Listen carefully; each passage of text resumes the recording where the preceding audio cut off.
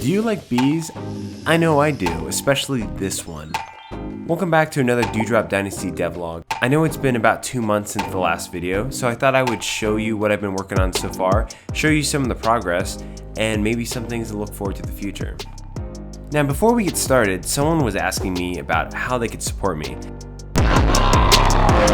Really the best way to support me right now is by subscribing and clicking that bell notification. As cringy as that sounds, it honestly does help me, so I appreciate all the support and I hope to see you guys around.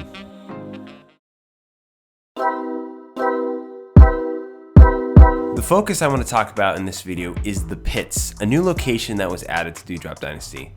Now, most of the last devlog, I talked about the process of how I actually got to where I'm at currently in the game. And that was using different game engines, prototyping the game, making a level editor, and then finally switching to Godot. Since then, I started this YouTube channel, and it's taken quite a bit of time. But somehow, I've still managed to be able to work on a Dewdrop on a somewhat consistent basis.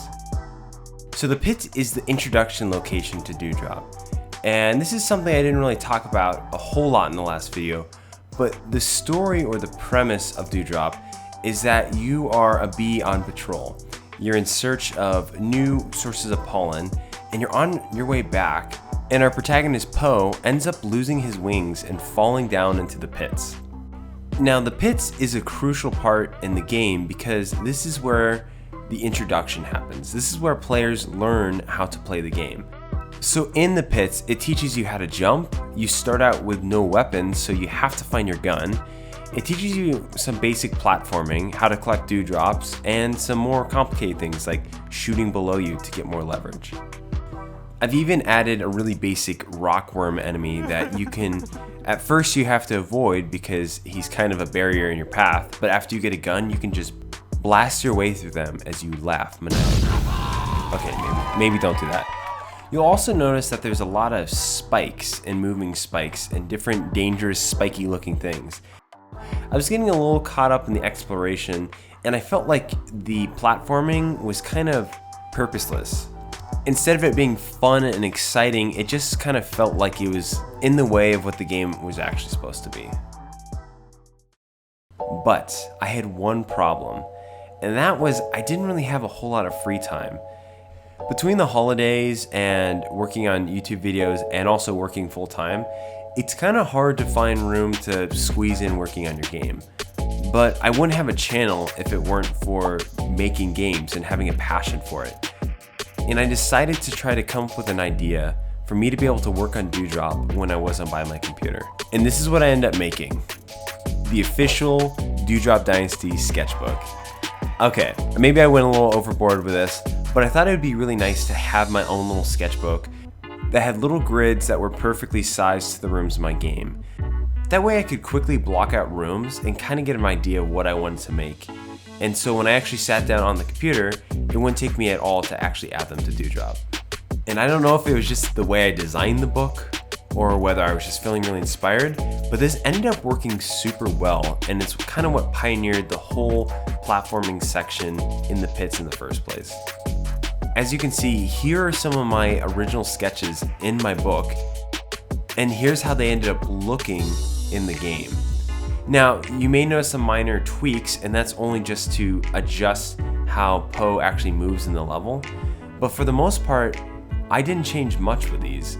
So if you ever feel kind of trapped with level design, maybe get some grid paper or make your own little sketchbook and try making the levels in that. It kind of uses a different part of your brain, and it made making the levels a lot easier.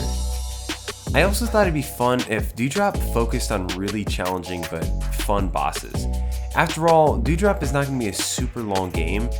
I want it to have great replayability, and I want the bosses to be memorable and exciting. Now, for those who actually tuned into some of my live streams in the past couple weeks, you'll notice that I've been working on a rat boss. His name is Baxton, Lord of Cheeseguard, and I've had an absolute blast working on him so far. Another thing that's been super fun that I've been working on are the cutscenes for the game.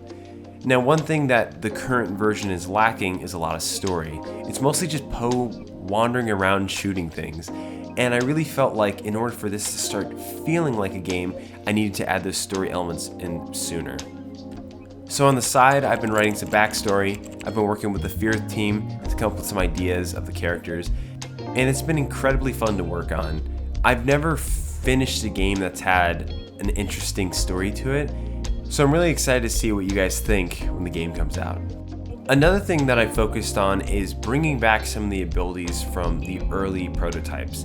Things like dashing and maybe potentially wall jumping might see a return, because I really feel like the platforming elements give so much to a game. They give it character, they give it something to look forward to. They add new mechanics instead of just shooting and exploring. And not that those things aren't interesting on their own, but I feel like that's an important part of Dewdrop that's missing. And so I'm focusing on trying to add those into the game and make it feel good and cohesive. Now, I apologize if I'm being vague throughout the video. Like I said, I don't want to spoil too much, but I also want to show you guys the progress that I'm making because it is exciting, and sometimes it means that I don't release videos on time or every week. I'm having a blast with Dewdrop Dynasty, and to be honest, I really don't want to stop anytime soon. But at the same time, I also want to release it so you guys can play it. So my goal is to release a demo sometime soon. I don't know when that is, I can't make promises, but keep your eyes peeled. Maybe by the next devlog, we can have a demo for everyone to play. If you have any thoughts, questions, or feedback on the game, please let me know. Or if you have any ideas of what you think would make the game better, I'm always excited to listen to new ideas. So thank you so much for watching this video. If you'd like to see more, make sure to like and subscribe. Also hit that notification bell. Like I said, it's cringe, but it really helps. You can follow me on Twitter and hear me talk about random things. And if not, I hope you have a fantastic week, and I'll see you back next Wednesday for another devlog adventure. See you guys then.